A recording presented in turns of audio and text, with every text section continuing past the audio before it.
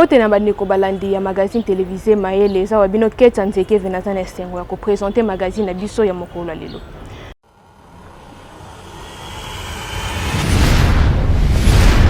Tikato fongola basango na biso mokolo lelo accord ya Chine na République démocratique du Congo. Premier ministre adjoint Jacques-Mène Chabani a signé accord na Pékin pour lutter contre la criminalité na République démocratique du Congo.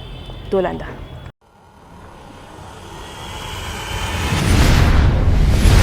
Koko Manaye na Chine mokolo ya lundi 25 mai 2026, Premier ministre ya Intérieur, Sécurité et Affaires coutumières Jacques-Mène Chabani Luko a signé mokolo ya mardi 26 mai elongo na conseiller ya État pe ministre ya Sécurité publique chinois.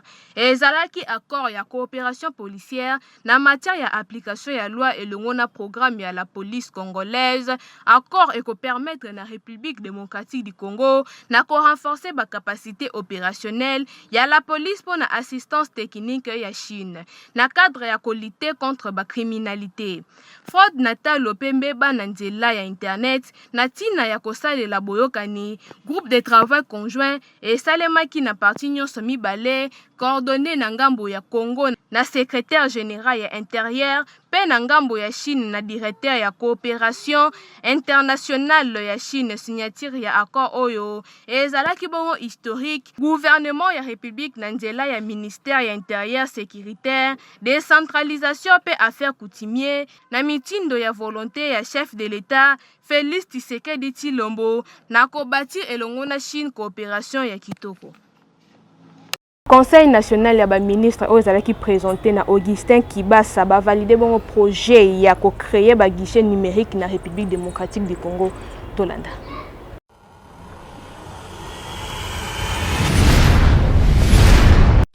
Projet de texte relevant du secteur de l'économie du numérique.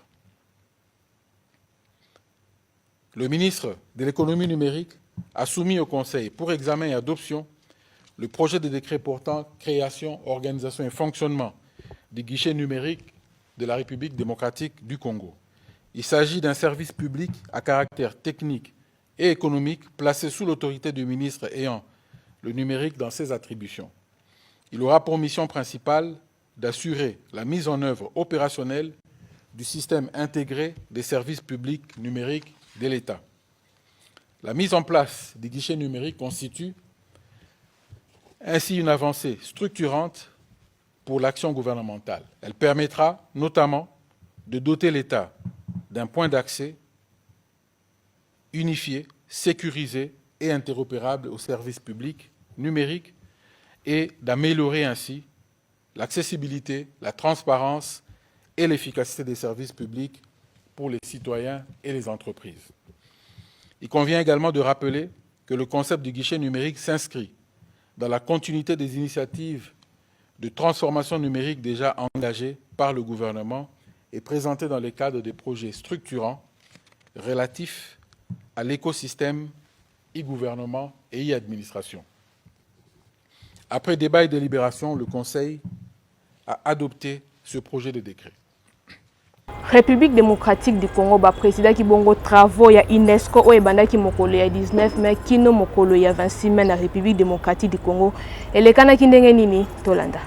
Permettez-moi tout d'abord d'exprimer les remerciements de la République démocratique du Congo à l'UNESCO ainsi qu'au groupe d'Afrique pour l'organisation de cette édition 2026 de la Semaine africaine consacrée à une question qui engage à la fois notre avenir collectif, notre sécurité commune et notre développement durable, celle de l'eau. C'est au niveau de l'école que l'on peut faire une différence. Et donc faire une différence au niveau de l'école, c'est à la fois faire comprendre à nos enfants, évidemment, le droit, parce qu'on a un droit constitutionnel. Les enfants ont droit à l'accès à l'eau potable et à l'assainissement, donc ils comprennent leurs droits, mais également les devoirs. En tant que citoyen, chaque enfant doit comprendre la préservation de l'environnement, la protection du bien commun, les gestes qui s'assurent que l'environnement reste sain. Pour lutter contre l'épidémie ya Ebola na République démocratique du Congo, ministre de la Santé publique Dr Samuel Roger Kamba et le ministre de la Communication M. Patrick Mouyaya basala ki bongo conférence de presse pour rassurer le peuple congolais Tonanda.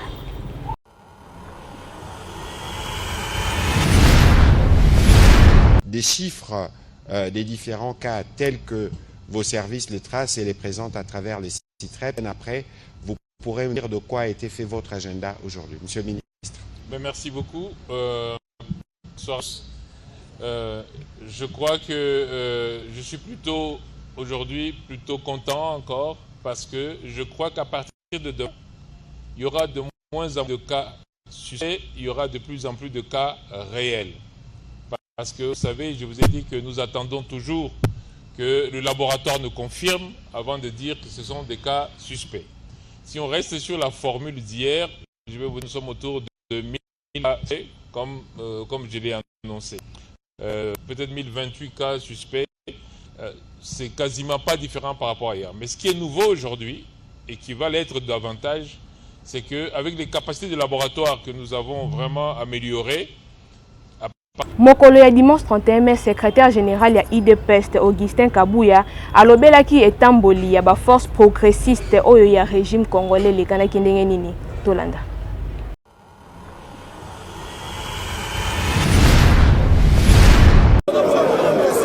Ngai na bengi sibino awa po lokumu ya parti na lokumu ya tata mokonzi ya ekolo banguna ya pouvoir na biso bakomi kobenga bino milice boza kolanda ngai tango biso tozalaki na opposition tosalaka fort du progrès milice te lelo tokomi na pouvoir ekomaka fort du progrès komi milice ya IDPS bino bolingi makambo wana eske bino bokomi milice ya IDPS yango na kosenga bino boye botika makelele bolanda ngai nayebi ke banguna bainfiltre bino mpona kobebisa image na bino na image ya parti na image ya tata mokonzi ya ekolo eza boye te ndenge bozali awa nabengisi bino po tosolola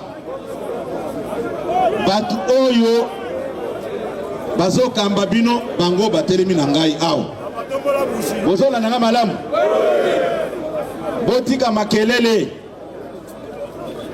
ngai tango botambolaka natambolaka na bino te tango botambolaka na tata mokonzi ya ekolo te mais soki okeye kosomba nguba okoesilipa batu balobi oh milice ya Tshisekedi est-ce que bino bokomi milice Na maloba na ye ya liboso po na Ligue des femmes, secrétaire général Augustin Kabouya alobelaki pe po na gouvernement ya sika elekanaki ndenge nini tolanda.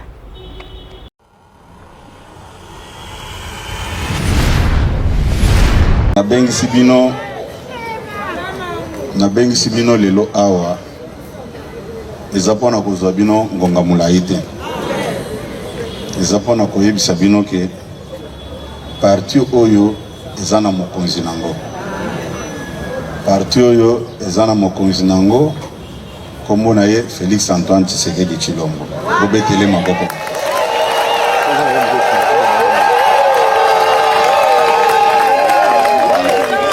Mais parti yango pe batiki yango na maboko ya mutu responsable ya parti yango ezali nde ngai un responsable aza ndenge moko na kolo eloko te basimbisingaka simba batela ekolo parti na ye kombo na ye Félix Antoine Tshisekedi lelo tobengisi bino mpona koyebisa bino bo contrairement na bamakambo nyonso eza koleka po baza koyebisa bino bazoloba ndeko na ngai secrétaire général adjoint de haut visible atrahir mutuna naza toujours kotuna atrahir nani parce que mokonzi ya parti ayambaki biso le 19 au 20 septembre na ero kutu alingaki a traité makambo ya mboka mais azwaki temps na ye mpona kozongisa ordre na parti na ye. Alobaki mutu nyonso azonga place na ye. Sikoyo soki ye atosi maloba mokonzi ya parti, atrahir mokonzi ya mboka ou bien atrahir baninga na yo bazaki na bango. Babourgmestre ya ville ya Kinshasa bazalaki bongo ini pona ko soutenir la constitution de la République démocratique du Congo tolanda.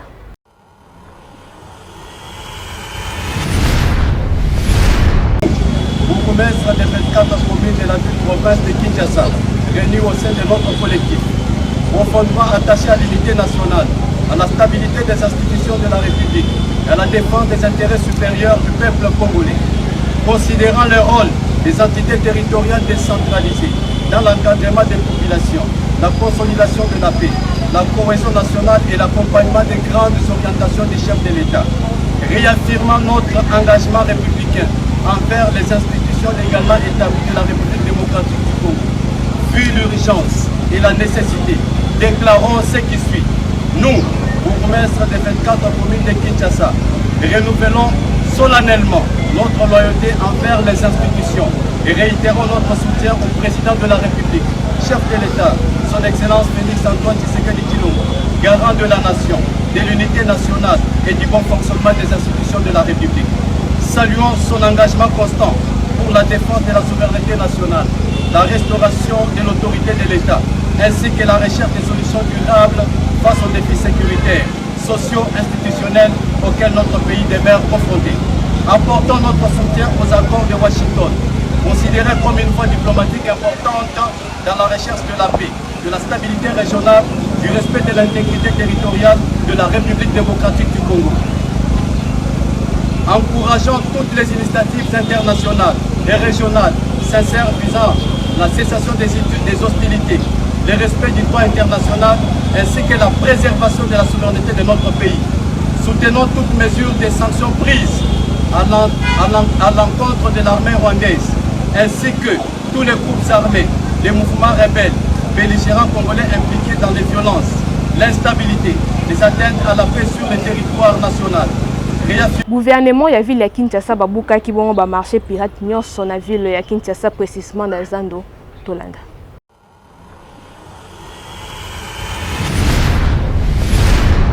Na o etali bopeto na ville province ya Kinshasa précisément na Zando, ministre provincial Alain Tshilungu a poursuivre l'opération na ye na terrain mokolo ya mardi 26 mai 2026.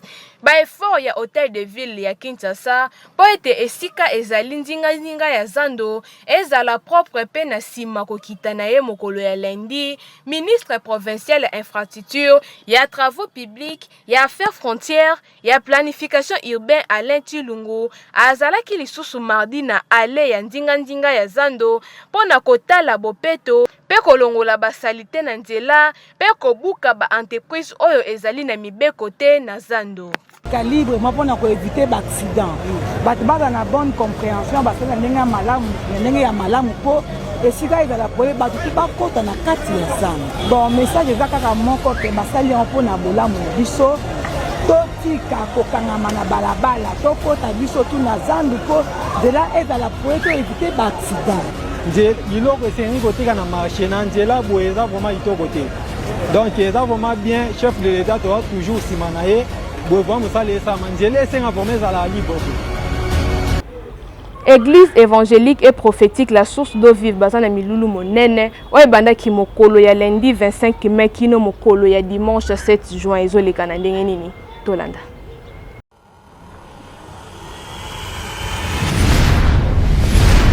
Église évangélique et prophétique la source d'eau vive bazana séminaire monene séminaire biblique oye bandaki mokolo ya lundi 25 mai et kosi la kino mokolo ya dimanche 7 juin de 17h à 19h30 na thème ya le panier sur qu'il encore bana na nzambe bazalaki très béni na matin a été yamaki na Esaïe 43 verset 3 na prophétesse Bijou Bimpe et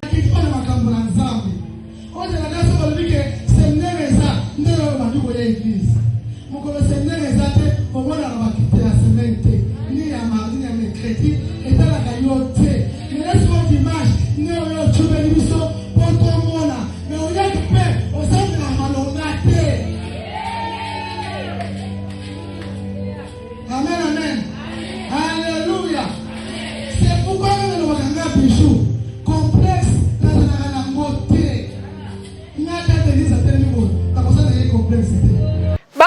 bazwaki esika na mayangani ya dimanche bazalaki très béni na koyoka bilei ya molimo oyo epesamaki na moto na Nzambe. La prophétesse Bijou Bimpe a développé thème na Proverbe 8:17.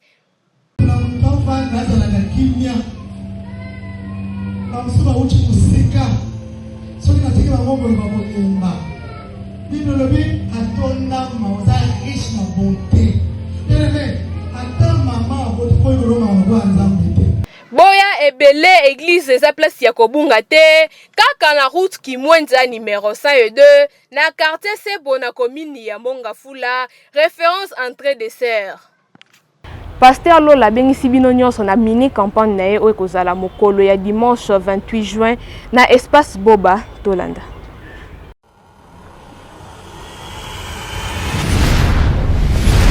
Que Dieu vous bénisse abondamment. Je suis pasteur Lola, responsable du ministère de la foi spirituelle, Cité des Anges à Kinshasa. Je viens vous inviter, chers pasteurs, apôtres, bishop, docteur, chers pères. Nous avons un programme de mini-campagne le 28 juin 2026 à l'espace Boba. Je voudrais venir, n'est-ce pas, vous déposer des invitations d'honneur. Mais avant que je puisse venir, je viens par cette vidéo vous inviter tous dans ce programme. Le 28 juin 2026.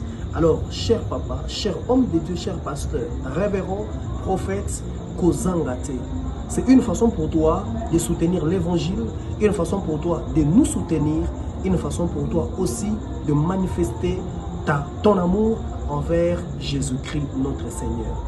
Naye na message oyo pona kobengi sabino basali ya Nzambe na campagne oyo, ce n'est pas un programme interne, c'est un programme externe.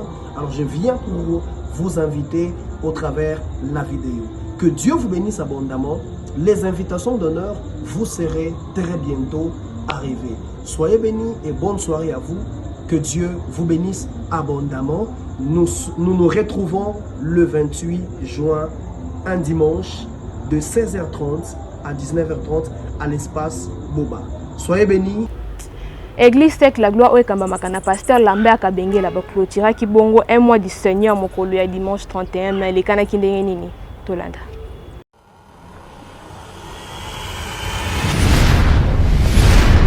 Église Centre Évangélisation Charismatique Sec la Gloire, Oekamba Makana Moto na Nzambe, les révérends pasteur Lambert Kabengela, bazalaki na milulu monene, oyebandaki mokolo ya vendredi 1er mai, kilo mokolo ya dimanche 31 mai, un mois avec le Seigneur, na thème ya la soif de la présence du royaume de Dieu, bana na Nzambe bazalaki très béni, na mate ya oyete ya maki mokolo ya dimanche 31 mai, na moto na Nzambe le révérend pasteur Lambert Kabengela.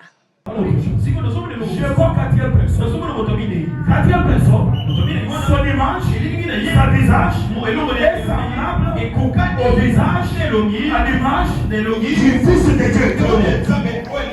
C'est-à-dire, Jésus est Dieu. Avant qu'il entre à Marie, lui, il était Fils de Dieu.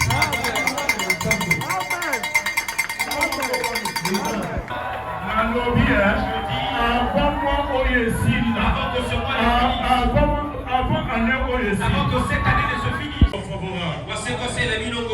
de la présence de Dieu.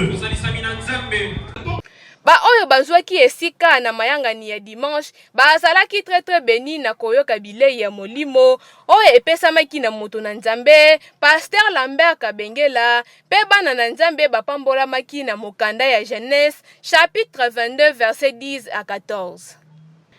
Église eza na place ya kobunga te na avenue Congo le quartier Boyoma, commune ya Kinshasa, référence croisement des avenues Kabinda Bokassa. Bana na Nzambe bazalaki béni na un mois du Seigneur. Yo mutu oza na problème ya miku wa docteur Jean Yong wa bengisi bino nyonso na centre tradi moderne la grâce.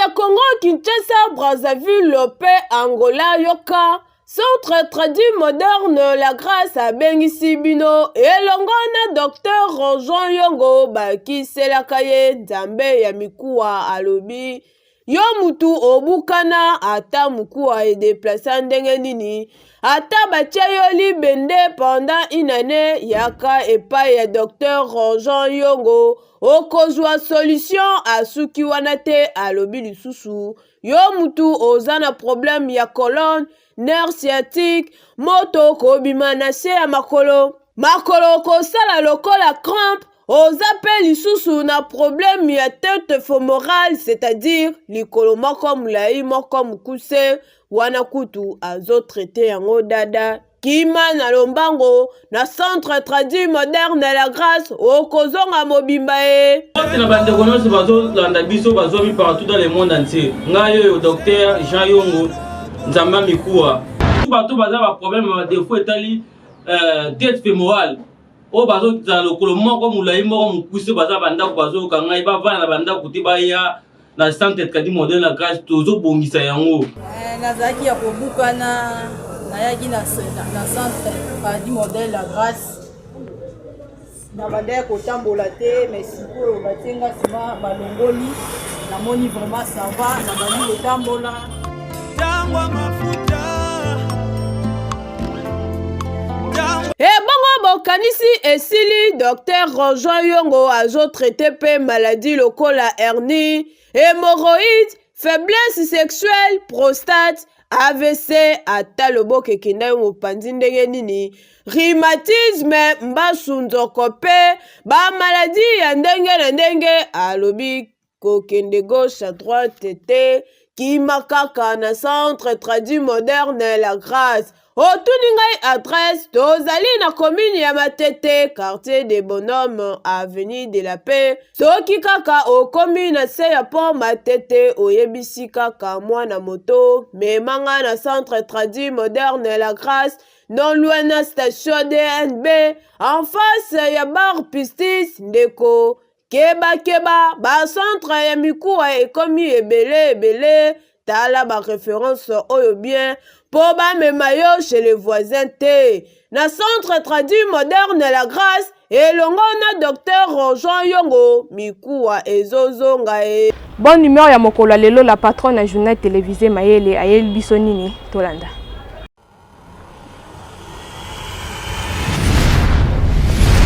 Bonne manière ya mokolo lelo ezali te kote ya koyebisa bilenge basi mibali ndako ya malaba paya ezali ndako ya mama mais soki mpe mopaya ye epai na yo kobetaka lisolo te eza bonne manière te ezosopa yo moto alie epai na yo opesi biloko ya kolia eza bien po tokopambwama me kokende kobeta lisolo eza bonne manière te tosukile toseka moke po tosukisa magazine na biso ya mokolo ya lelo.